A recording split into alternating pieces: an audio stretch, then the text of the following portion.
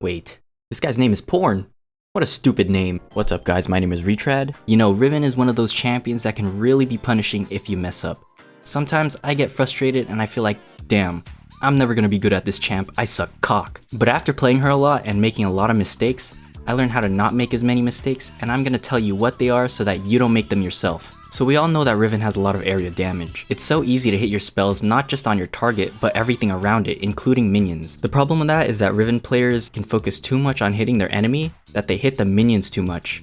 And this can lead to pushing the wave too fast and the enemy freezing on you, and then the jungler ends up coming and you get ganked. I know it's tempting to hit your third Q on the enemy for poke, but it won't be worth if you mess up your wave state. In the top lane, playing minion waves is much more impactful because it is the longest lane. Being pushed up would be really dangerous because you're farther from your tower, and not only do you face the danger of getting ganked, but sometimes you're against champs who can punish you really hard for bad wave management. A way to solve this problem is to focus more on the wave state. Is your trade going to mess up the wave? And would it be worth the damage you deal to your enemy laner? Before we understand making trades, we must understand the phrase, simp. Once you understand simp, you'll understand your place in the top lane. Slow push. Push the wave as slow as you can so you can build a big wave to crash into tower. Interaction. Before you trade, consider what it would do to the wave. Maybe it'll break your freeze or your slow push. Minion advantage. Whoever has more minions can control the wave. Don't play against the wave. And posture. Walk in front of the wave if you have the advantage to deny XP or trade in a way that won't hit minions. Just keep that in mind and make sure you're not hitting the minions too much. Speaking of trading, another thing about Riven that I would do is that I would use all my dashes in a trade for no reason. Remember how I said Rivens like to use third Q to poke?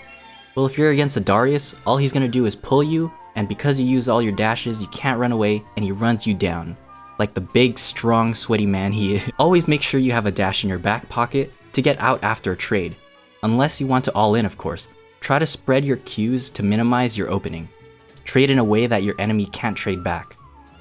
Know when to use your burst combos, and know when to sustain your damage. Riven loves combos and animation cancels, but if you use shy combo against a tank, you're gonna do peanut damage. On the flip side, if you use an entire skill rotation and weave autos in between, you'll do more damage to him even if it's slower. Basically, using all these animation cancels are good for bursting down your enemy, but that means you'll be missing out on juicy auto attack damage with your passive. When you waste your passive, you'll be missing out on overall DPS. On the topic of combos, I know Gore Drinker is used a lot in the middle of combos to get as much DPS done as possible. But there are some moments where you want to save your Gore Drinker to make use of its healing instead. For example, in a 1v1 fight, it's okay to spam Gore Drinker because you'll get many procs of the item. But if you're in a 5v5 team fight, you probably only have time to use it once if you're in the middle of 5 people before you die in one hit. If we look at the Gore Drinker active, you'll see that the healing from this item is increased the lower health that we are.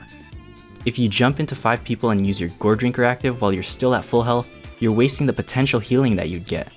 But if you wait until you get really low and hit 5 people with your Gore Drinker, we'll be looking at big healing numbers. The next thing that is a common mistake that Riven players make is overlapping their CC and shields. Riven has a knockup, an instant stun, and a shield. A good Riven player will use all these abilities to the max efficiency.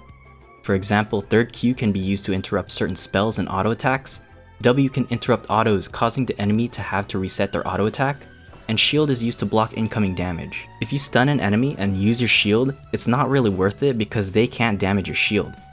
The best way to use your shield is to use it when you know for a fact that you're gonna take damage. Let's look at this blue buff for example. It looks like I'm just doing the regular stuff, but if we look closely, I'm actually stunning the blue buff right as his attack animation is about to finish. You can do this with your knockup as well. This causes his attack to cancel, and now he has to wind up his attack once again. This is a really good way to avoid taking damage, and then now that I'm about to take damage, I use my shield to block. These little interactions can make the difference in a really close fight.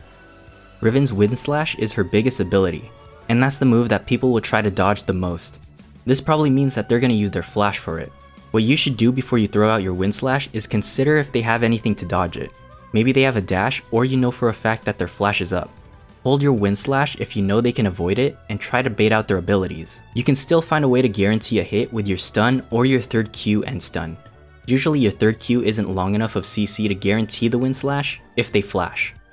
Remember, flash is a 5-minute cooldown. Type it in chat if you need to.